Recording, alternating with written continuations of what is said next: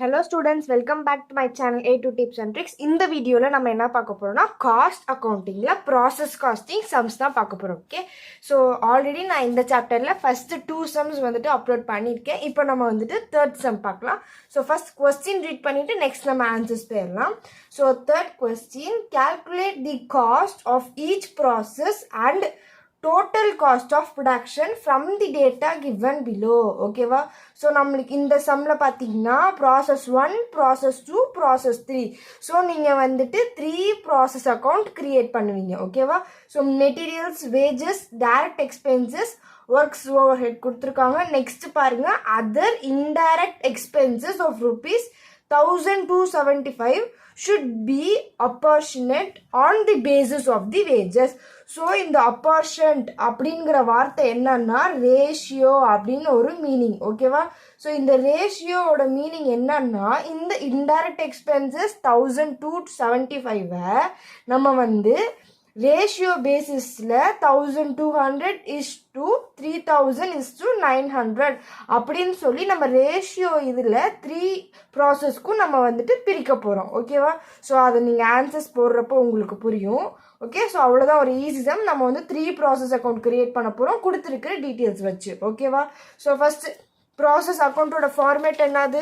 Particulars காலம், units காலம் கம்பல்சரியாக இருக்கணும். கொஸ்டினில் உங்களுக்கு யூனிட்ஸ் வேல்யூ கொடுத்துருந்தா நீங்கள் யூனிட்ஸ் காலமில் எழுதுவீங்க, கொடுக்கலன்னா நீங்கள் எதுவுமே எழுத தேவையில்லை. ஓகேவா? நெக்ஸ்ட் பார்த்தீங்கன்னா ருபீஸ் காலம், அதே மாதிரி பர்டிகுலர்ஸ், யூனிட்ஸ், ருபீஸ் காலம். ஓகேவா? ஸோ ஃபர்ஸ்ட் நம்மளுக்கு கொஸ்டினில் என்ன கொடுத்துருக்காங்க? மெட்டீரியல்ஸ் கொடுத்துருக்காங்களா? ஸோ 2 மெட்டீரியல்ஸோட வேல்யூ நம்மளுக்கு கொஸ்டினில் என்னது? 2250. ருபீஸ் காலமில் 2250 எழுதியாச்சு. நெக்ஸ்ட் வேற என்ன கொடுத்துருக்காங்க? 2 வேஜஸ். ஓகேவா? ஸோ நீங்கள் எழுதுறப்போ 2 எழுதணும், லெஃப்ட் சைட்னா 2, ரைட் சைட்னா பை. இது உங்களுக்கு பேசிக் கான்செப்ட் ஆல்ரெடி தெரியும், இருந்தாலும் நீங்கள் 2 பைலாம் எழுத மறந்துடாதீங்க. வேஜஸோட அமௌண்ட் என்னது? 1200. ஓகேவா? நெக்ஸ்ட் என்ன இருக்குது நம்மளுக்கு? ஸோ 2 டைரக்ட் எக்ஸ்பென்சஸ் என்ன வேல்யூ? 500. நெக்ஸ்ட் என்ன கொடுத்துருக்காங்க? ஒர்க்ஸ் ஓவர் ஹெட் இருக்கா? ஸோ ஒர்க்ஸ் ஓவர் ஹெட்டோட வேல்யூ என்னது நம்மளுக்கு? 1890. ஓகேவா? நெக்ஸ்ட் என்ன இருக்கு? Indirect expenses. So 2 indirect expenses. நம்மளுக்கு எல்லா எக்ஸ்பென்சஸ் கொடுத்துருக்கிற வேல்யூஸ் எல்லாமே நம்ம வந்து மேக்ஸிமம் லெஃப்ட் ஹேண்ட் சைடில் தான் எழுதுவோம். ஸோ ரைட் ஹேண்ட் சைடில் பார்த்தீங்கன்னா abnormal loss, normal loss, scrap value, அது மட்டும்தான் உங்களுக்கு ரைட் ஹேண்ட் சைடு வரும். மற்றபடி ப்ராசஸ் அக்கௌண்ட்டில் எல்லா அமௌண்ட்ஸ், எல்லா வேல்யூஸும் நீங்கள் வந்துட்டு மேக்ஸிமம் நீங்கள் லெஃப்ட் சைடில் எழுதுகிற மாதிரி தான் வரும். ஸோ எது ரைட் எது லெஃப்ட்னு உங்களுக்கு கன்ஃபியூஷனே இருக்காது, எல்லாத்தையுமே நீங்கள் லெஃப்ட் சைடில் தான் மேக்ஸிமம் எழுதுகிற மாதிரி இருக்கும். ஓகேவா? So materials, wages, direct expenses, works over எழுதியாச்சு. இன்டைரக்ட் எக்ஸ்பென்சஸ் என்ன சொன்னாங்க? 1275. இந்த 1275 நம்ம 3 ரேஷியோஸில் பிரிக்க போகிறோம். அதாவது 3 ப்ராசஸ் இருக்கா? என்ன இதில்? பேசிஸ் ஆஃப் வேஜஸ்ன்னு சொல்லியிருக்காங்க. ஸோ வேஜஸோட அமௌண்ட் எல்லாம் எழுதிக்கோங்க. 1200 is to 3000 is to 900. ஓகேவா? ஸோ இதோட டோட்டல், அதாவது இது 3த்தையும் டோட்டல் பண்ணால் உங்களுக்கு ஒரு அமௌண்ட் வரும். 1200 3900 ஆட் பண்ணோம்னா 5100 ருபீஸா? இதோட டோட்டல் 5100. ஸோ ப்ராசஸ் 1க்கு இன்டைரக்ட் எக்ஸ்பென்சஸ் எப்படி கால்குலேட் பண்ணுவீங்கன்னா 1275 இதில் 1200 டிவைடட் பை இதோட டோட்டல் 5100. இப்போ ப்ராசஸ் 2க்கு பார்த்தீங்கன்னா இன்டைரக்ட் எக்ஸ்பென்சஸோட டோட்டல் அமௌண்ட் 1275 into இது ப்ராசஸ் 1, 2 and 3. ஸோ ப்ராசஸ் 2 ஓடது பார்த்தீங்கன்னா வேஜஸோட அமௌண்ட் 3000, இதோட டோட்டல் 5100 ருபீஸ். இப்போ ப்ராசஸ் 3க்கும் அதே மாதிரி நம்ம போடுவோமா? ப்ராசஸ் 3க்கு 1275 into ப்ராசஸ் 3 ஓடது 900 டிவைடட் பை டோட்டல் அமௌண்ட் 5100. இப்போ நம்ம தனித்தனியாக இதோட இன்டைரக்ட் எக்ஸ்பென்சஸ் வேல்யூ கண்டுபிடிச்சிடலாம். 1275 into 1200 divided by 5100, we will get 300. So process 1க்கு 300. நெக்ஸ்ட் பாருங்க 1275 into 3000 divided by 5100 750. So process 2க்கு 750. நெக்ஸ்ட் பாருங்க 1275 into 900 divided by 5100 225. ஓகேவா? ஸோ இப்போ 3 ப்ராசஸ்க்குள்ள இன்டைரக்ட் எக்ஸ்பென்சஸ் அமௌண்ட்டை கண்டுபிடிச்சாச்சு. இப்போ ப்ராசஸ் 1 தானே நம்ம போட்டுட்டு இருக்கோம். ஸோ ப்ராசஸ் 1ஓட இன்டைரக்ட் எக்ஸ்பென்சஸ் அமௌண்ட் என்னது 300. இப்போ நம்ம இது எல்லாத்தையும் ஆட் பண்ண போகிறோம். ஓகேவா? ஸோ 2250 ப்ளஸ் 1200 ப்ளஸ் 500 1890 300 ஆட் பண்ணோம்னா 6140. ஓகேவா? ஸோ நம்மளுக்கு யூனிட்ஸ் காலம் எதுவுமே கொடுக்கல. ஸோ இதை நம்ம அப்படியே இந்த சைட் ரைட் ஹேண்ட் சைடு எழுதிட்டு பேலன்ஸ் பண்ண போகிறோம். ஸோ 6140 இதை அப்படியே நம்ம மேலே எழுதிடுவோம் 6140. ஸோ பை ப்ராசஸ் 2 அக்கௌண்ட்டுன்னு எழுதுவோம். ஓகேவா? ஸோ ப்ராசஸ் 2 அக்கௌண்ட்டுன்னு எழுதுங்க. இல்லை நீங்கள் ப்ராசஸ் 2 அக்கௌண்ட்டுன்னு எழுதலைன்னா பை ட்ரான்ஸ்ஃபர் டு ப்ராசஸ் 2 அக்கௌண்ட்டுன்னு எழுதுங்க. இந்த அமௌண்ட்டை நம்ம ப்ராசஸ் 2 அக்கௌண்ட்டுக்கு ட்ரான்ஸ்ஃபர் பண்ண போகிறோம். So by transfer to process 2 அக்கௌண்ட்டுன்னு எழுதிக்கோங்க. ஓகேவா? ஸோ நீங்கள் டேரெக்டாக ப்ராசஸ் 2 அக்கௌண்ட்டுன்னு எழுதலாம், இல்லைனா பை ட்ரான்ஸ்ஃபர் டு ப்ராசஸ் 2 அக்கௌண்ட்டுன்னு எழுதலாம். ஓகேவா? ஸோ ஃபர்ஸ்ட் இந்த அமௌண்ட்டை நம்ம ப்ராசஸ் 2க்கு ட்ரான்ஸ்ஃபர் பண்ணிட்டு தான் ப்ராசஸ் 2ஓட நெக்ஸ்ட் வேல்யூஸ் தான் நம்ம எழுதுவோம். ஓகேவா? ஸோ இந்த அமௌண்ட்டை எழுதிடுவோமா? ஸோ 2 ப்ராசஸ் ஏ அக்கௌண்ட் இல்லைன்னா ப்ராசஸ் 1 அக்கௌண்ட்டுன்னு எழுதிக்கோங்க. ஓகே? So process 1 account. ஏன் நம்ம இங்கே ப்ராசஸ் 1 அக்கௌண்ட்டுன்னு மென்ஷன் பண்ணுறோன்னா ப்ராசஸ் 1 அக்கௌண்ட்டில் இருக்கிற வேல்யூவை நம்ம இங்கே எடுக்கிறோம். அதனால இது வந்து ப்ராசஸ் 1 அக்கௌண்ட்டு நம்ம மென்ஷன் பண்ணுறோம். ஓகேவா? ஸோ ப்ராசஸ் 2 அக்கௌண்ட்லேயே நீங்கள் ப்ராசஸ் 2 அக்கௌண்ட்டுன்னு மென்ஷன் பண்ண முடியாது. நீங்கள் ப்ராசஸ் 1 அக்கௌண்ட் போடுறப்போ இந்த அமௌண்ட்டை நம்ம ப்ராசஸ் 2க்கு ட்ரான்ஸ்ஃபர் பண்ணுறோம்னு எழுதியிருக்கோமா? ஸோ இந்த அமௌண்ட்டை நம்ம இங்கே எடுத்துக்கிறனால இது ப்ராசஸ் 1 அக்கௌண்ட்லேருந்து எடுத்திருக்கோம். So process 1 account 6140. நெக்ஸ்ட் வேற என்ன கொடுத்துருக்காங்க? மெட்டீரியல்ஸ் 2 வேஜஸ் அமௌண்ட் இருக்கு, 2 டைரக்ட் எக்ஸ்பென்சஸ், 2 ஒர்க்ஸ் ஓவர்ஹெடோட வேல்யூ அண்ட் தென் 2 இன்டைரக்ட் எக்ஸ்பென்சஸா? ஓகே. ஸோ 2 மெட்டீரியல்ஸோடது ப்ராசஸ் 2 அக்கௌண்ட்டுக்கு பாருங்கள் என்ன இருக்குது? மெட்டீரியல்ஸோட வேல்யூ 750. நெக்ஸ்ட் வேஜஸோட அமௌண்ட் 3000. நெக்ஸ்ட் டைரக்ட் எக்ஸ்பென்சஸோட அமௌண்ட் 500. நெக்ஸ்ட் ஒர்க்ஸ் ஓவர்ஹெட் பார்த்தீங்கன்னா 2580. இன்டைரக்ட் எக்ஸ்பென்சஸ் நம்ம ப்ராசஸ் 2க்கு என்ன கண்டுபிடிச்சோம்? 750. ஓகேவா? ஸோ இப்போ இது எல்லாத்தையும் நம்ம ஆட் பண்ண போகிறோம். 6140 plus 750 plus 3000 plus 500 2580 750 எல்லாத்தையும் ஆட் பண்ணோம்னா we will get 13720. ஓகேவா? ஸோ இதே தான் நம்ம இந்த ஸ்டெப்புக்கு எப்படி போட்டோமோ அதே மாதிரி தான் இந்த 13720 கீழே ஈக்குவல் எழுதிடுங்க. நெக்ஸ்ட் இந்த வேல்யூஸை நம்ம மேலே எடுத்துக்கிறோம். ஸோ இதை நம்ம என்ன எழுதுவோம்? By transfer to process 3 account. ஓகேவா? ஸோ ப்ராசஸ் 3 அக்கௌண்ட்டுன்னு எழுதுங்க, இல்லைன்னா டைரெக்டாகவே பை ப்ராசஸ் 3 அக்கௌண்ட்டுன்னு எழுதிக்கலாம். ஓகேவா? ஸோ உங்களுக்கு யூனிட்ஸ் கொடுத்துருந்தா தான் நீங்கள் ருப்பீஸையும் யூனிட்ஸையும் டிவைட் பண்ணி பெர் யூனிட் வேல்யூ எழுதுவீங்க. ஸோ நம்மளுக்கு யூனிட்ஸே கொடுக்கல. ஸோ நீங்கள் வெறும் அமௌண்ட் மட்டும் எழுதுனா போதும். ஓகேவா? நெக்ஸ்ட் ஸ்டெப் என்னது? ஃபஸ்ட்டு ப்ராசஸ் எடுக்கிறப்பே இந்த ப்ராசஸை நம்ம இங்கே கன்வெர்ட் பண்ணதுக்கு அப்புறமா தான் ப்ராசஸ் 3ஓட டீட்டெயில்ஸை எழுதுவோம். ஓகேவா? ஸோ நெக்ஸ்ட் என்ன எழுதுவோம்? ஸோ 2 ப்ராசஸ் இங்கே என்ன அக்கௌண்ட்டுன்னு போடுவோம்? 2 அக்கௌண்ட்டுன்னு போடுவோம். ஏன்னா 2 ப்ராசஸில் இருக்கிறத தான் நம்ம எடுத்துக்கிறோம். ப்ராசஸ் 2 அக்கௌண்ட்டில் இருக்கிற வேல்யூவை தான் நம்ம எடுக்கிறோம் 13720.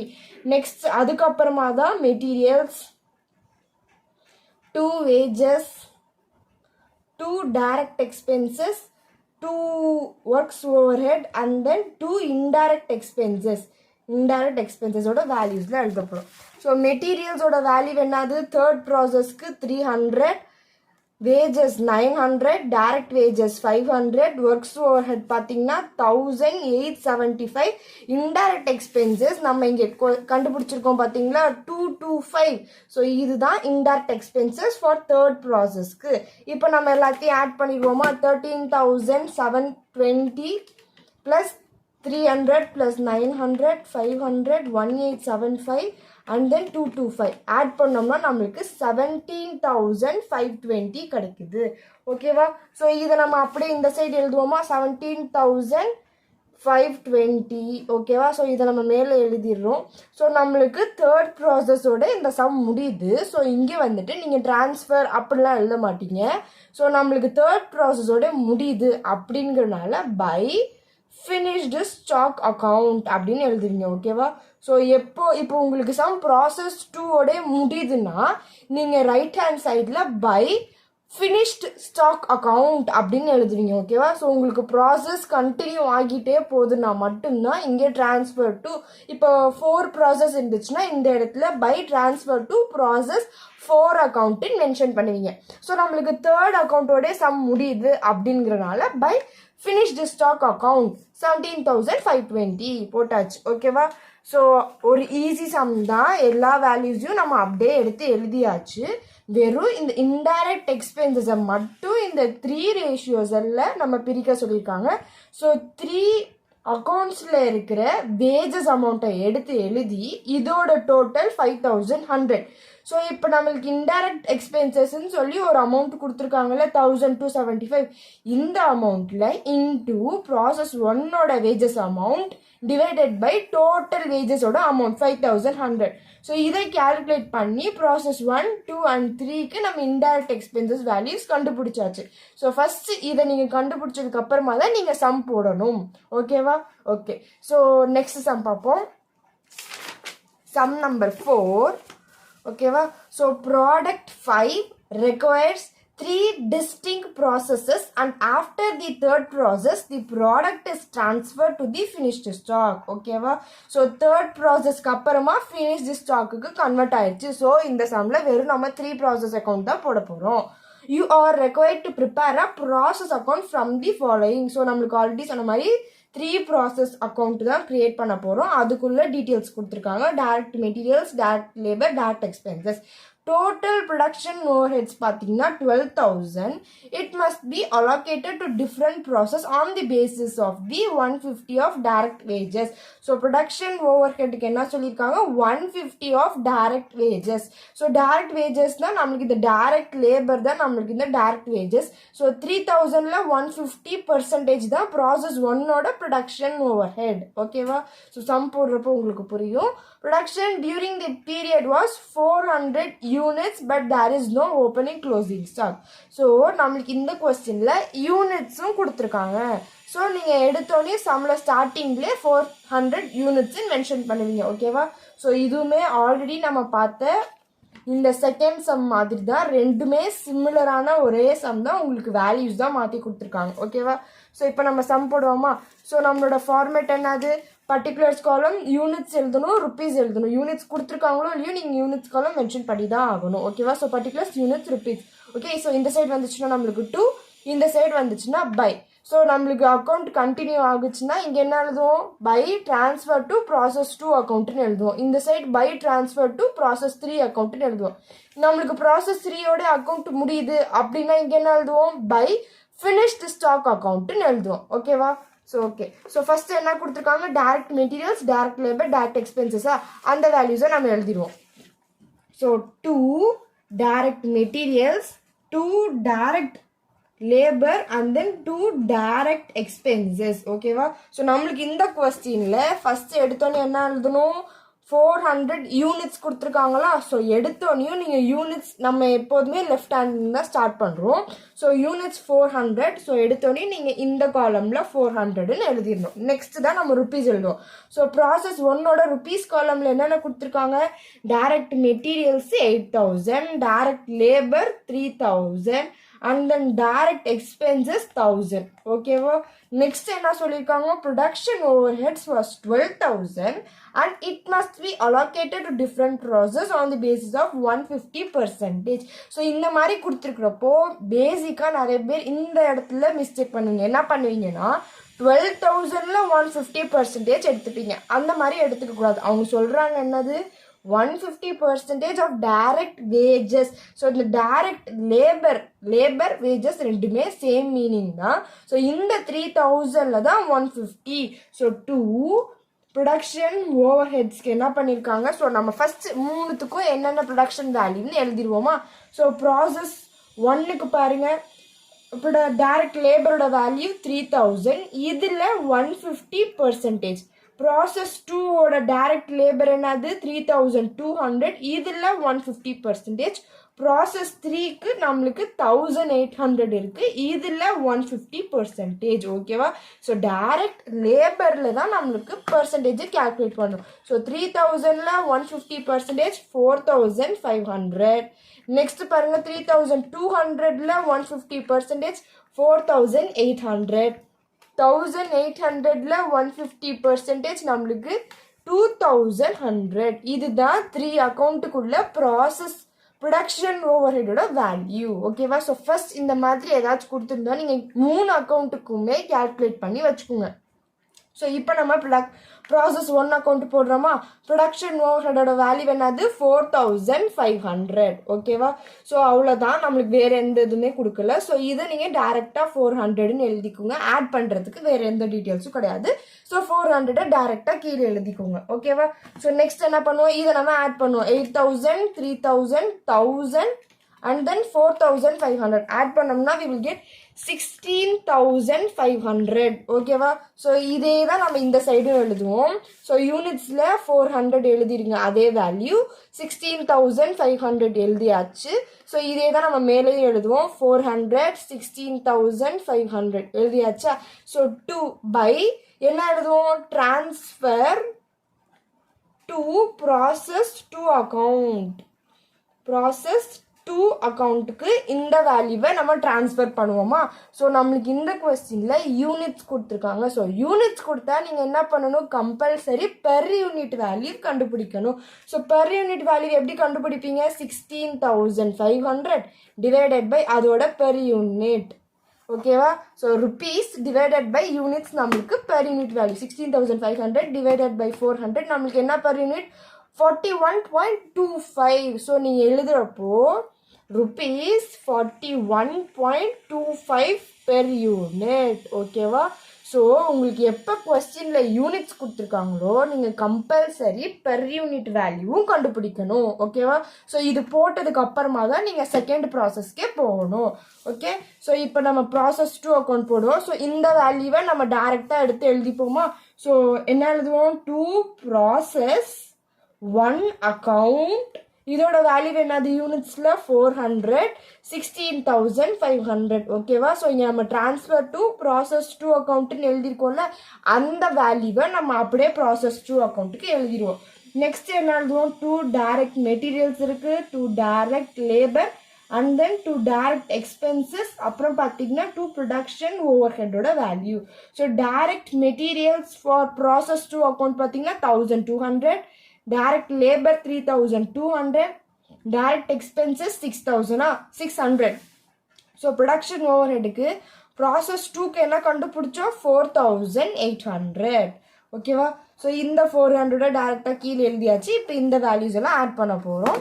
16500ல் 1200, 3200, 600, 4800 ஆட் பண்ணோம்னா நம்மளுக்கு 26300. ஓகேவா.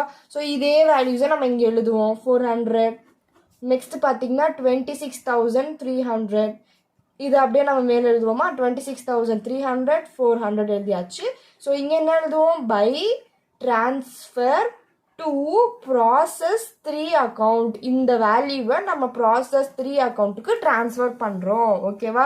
ஸோ இதை நம்ம பெர் யூனிட் வேல்யூ கண்டுபிடிப்போமா, 26300 டிவைடட் பை அதோட units value 400. So 26300 divided by 400 நம்மளுக்கு என்ன per unit 65.75 per unit. So 65 rupees 65.75 per unit. So நீங்கள் ருப்பீஸ் சிம்பிள் போடணும், இந்த பெர் யூனிட்டு நீங்கள் மென்ஷன் பண்ணுவீங்க. ஓகேவா. ஸோ இப்போ ப்ராசஸ் 3ல என்ன பண்ணுவோம், இதை அப்படியே நம்ம ட்ரான்ஸ்ஃபர் பண்ணுவோமா, இந்த 400 அப்புறம் இந்த 26300 ட்ரான்ஸ்ஃபர் பண்ணுறோம். ஸோ 2 ப்ராசஸ் டு அக்கௌண்ட்ல இருந்து தான் ட்ரான்ஸ்ஃபர் பண்ணியிருக்கோம். So to process to account. Next என்ன எழுதுவோம்? டு டைரக்ட் மெட்டீரியல்ஸ் இருக்கு, டு டைரக்ட் லேபர் இருக்கு.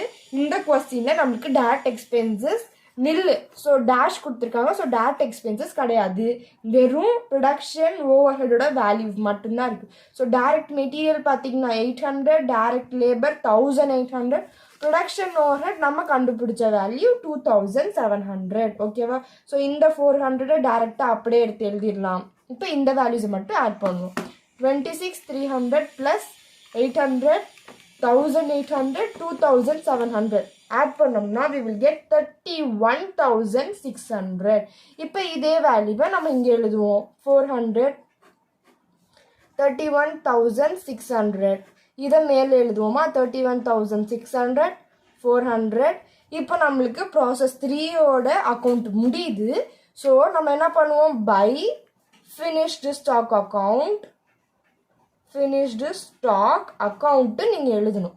அவ்வளோதான். ஓகேவா? ஸோ இப்போ நம்ம பெர் யூனிட் வேல்யூ கண்டுபிடிப்போமா? 31,600 டிவைடட் பை 400. ஸோ 31,600ஓட 400 டிவைட் பண்ணோம்னா நம்மளுக்கு 79 பெர் யூனிட். ஸோ என்ன எழுதுவீங்க? ₹79 பெர் யூனிட். ஓகேவா? ஓகே, அவ்வளோதான். இந்த சம் முடிஞ்சிச்சு. ரொம்ப ஈஸியான ஒரு சம் தான். நம்மளுக்கு ப்ராசஸ் காஸ்டிங் சம்ஸ் எல்லாமே நம்மளுக்கு ஈஸியான சம்ஸ் தான். ஓகேவா? ஸோ இந்த சம்ஸில் ஏதாச்சும் டவுட்ஸ் இருந்துச்சுன்னா கமெண்ட் செக்ஷனில் கேளுங்க. Remaining sums from process costing நான் நெக்ஸ்ட் வீடியோஸ் எல்லாம் அப்லோட் பண்ணுறேன். ஓகே, ஸோ தேங்க்ஸ் ஃபார் வாட்சிங். Subscribe for more videos.